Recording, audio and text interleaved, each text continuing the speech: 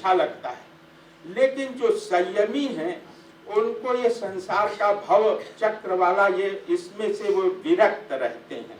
श्रीमद् भगवत गीता भी इस बात को इस श्लोक के माध्यम से प्रकट करती है कि या निशा सर्वभूतानां तस्याम जागर्ति संयमी, यस्याम जागर्ति भूतानि सा निशा पश्यतो मुने। The Muni, who is Muni, is in content in itself, वो जो है स्वयं में बिल्कुल परितृप्त है, बिल्कुल उसको कोई रुचि नहीं है जिनमें सामान्य जन को रुचि हुआ करती है। तो श्रीमद् भगवत गीता के कहीं कहीं के श्लोक जो है ये जैन दर्शन की चिंतन प्रणाली में या बौद्ध दर्शन की चिंतन प्रणाली में बिल्कुल सटीक बैठ जाते हैं।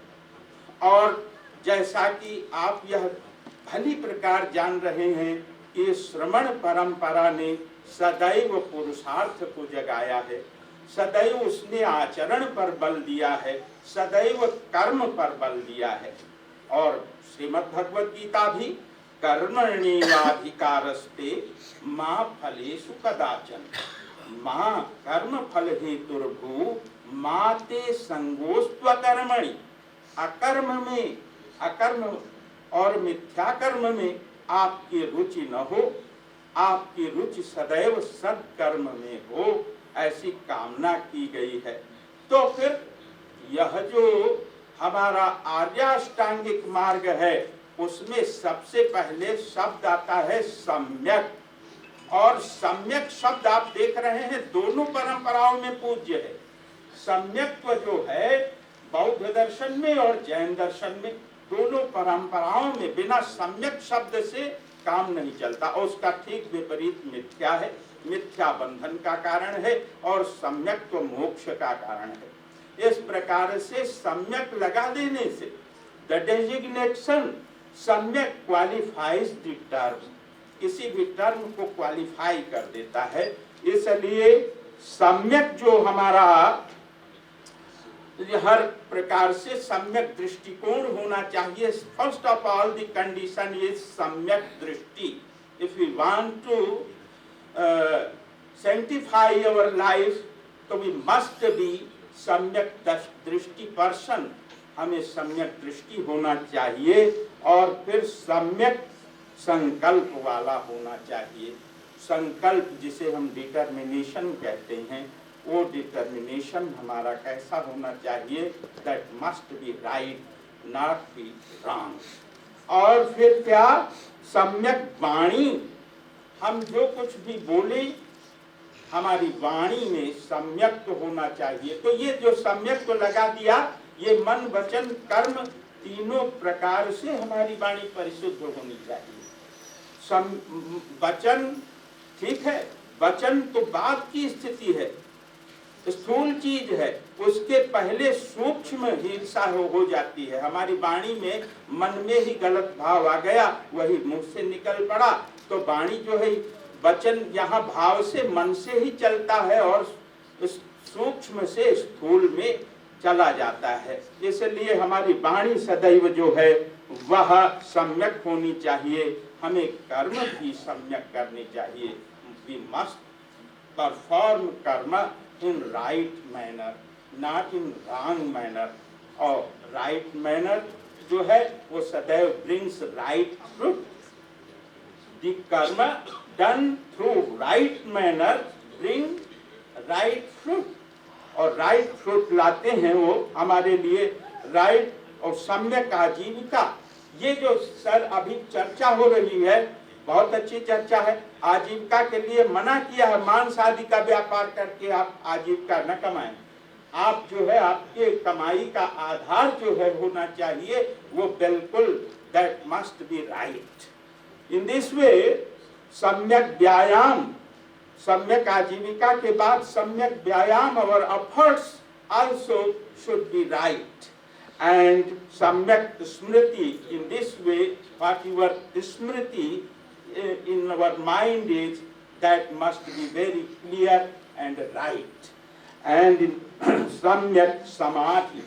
So all these 7 components of this Arya Ashtangic mark lead to Samyak Samadhi.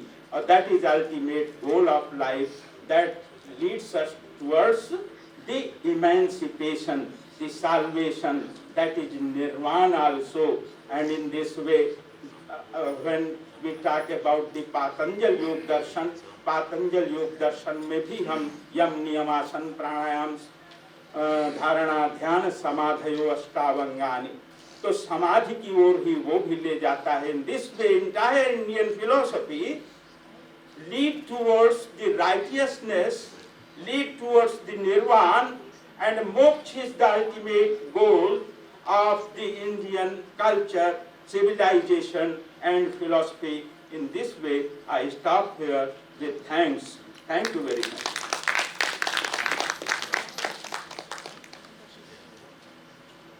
Sir, इस चीज़ के लिए मैं आपकी बहुत बहुत आभारी हूँ कि आपने ये मौका ही नहीं दिया कि कुछ आपको करना है कि टाइम पूरा हो जाए. आपने इतनी बेहतरीन टॉक, एक बार सर के लिए जोरदार तालियां बजा दीजिए. बहुत ही बेहतरीन टॉक थी सर, बहुत इन्फॉर्मेटिव थी. अगली टॉक है डॉक्टर अनंत कुमार जैन की, भारतीय संस्कृति एवं बौद्ध धर्म पर. मैं उनको निमंत्रण देना चाहूँगी. Anant Kumar Jain is an assistant professor, Department of Jain Bauddha Darshan, Faculty of Sanskrit Vidya, Dharma Vigyan, Banaras Hindu University. He has a teaching experience of many years and more than 70 research papers have been published by far. He has been awarded by President as well. So clapping for him.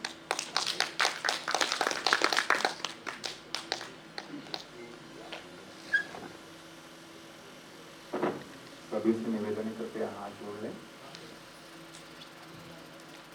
वंदितु सर्वसिद्धे ध्रुवममलमणोवमं गदिं पत्ते वोच्छामि समय पाहुर निर्मो सुध केविलं बलिदम्.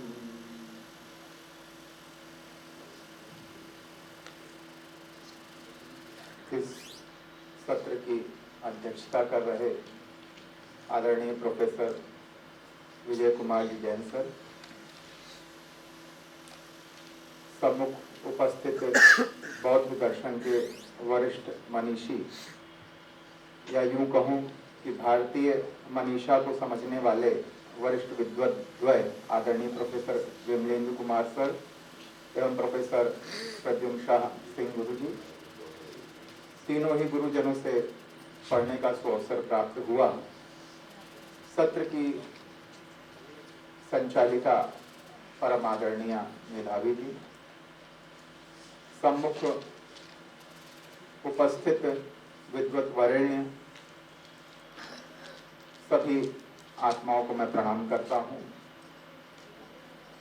और भारतीय त्रासदी से निकलने के बाद आज हम 75वें वर्ष में आज़ादी का अमृत महोत्सव मना रहे हैं और उसी के मध्य में धर्म की भी कैसे आज़ादी हुई, परतंत्रताओं से निकलते हुए हम सभी आज 75वें वर्ष में श्री गणेश वर्णी शोध संस्थान का स्वर्ण जयंती वर्ष मना रहे हैं. और उसकी संकल्पना भी इतनी अभूतपूर्व, जिसके लिए मैं आदरणीय professor Ashok Kumar ji Jain sir IIT एवं प्रोफेसर अशोक कुमार जी जैन सर गुरु जी आदरणीय, दोनों का ही बहुत बहुत हृदय से आभार ज्ञापन करता हूं कि ऐसे सुअवसर पर, क्योंकि जन्म तो खैर इनका भी नहीं तब हुआ जब संस्था की स्थापना हुई, लेकिन आज इन सभी का और हम सभी का जन्म सार्थक जरूर हुआ कि इसको हम भली भांति रूप से चला पा रहे हैं और इन ऊंचाइयों के साथ हम इसको देख पा रहे हैं. और उसके मध्य में बड़ा ही अच्छा विषय चुना गया, भारतीय संस्कृति पर श्रमण परंपरा का प्रभाव अनेकांत सिद्धांत के अंतर्गत. इस टॉपिक में ही मैं समझता हूँ अनेकांत की अवधारणा पूर्ण रूप से घटित होती है, क्योंकि जब भारतीय संस्कृति की बात हो तो वो वैदिक और श्रमण दो विभागों में होकर के भी एक ही होती है और कभी भी कोई किसी को नकारने की तो चेष्टा नहीं करता है, और यदि करते भी हैं तो उनको फिर सफलता प्राप्त नहीं होती है. मेरा विषय है भारतीय संस्कृति एवं बौद्ध धर्म। यद्यपि 3 वरिष्ठ मनीषियों के द्वारा विषय प्रतिपादन के उपरांत कुछ शेष नहीं रहता है,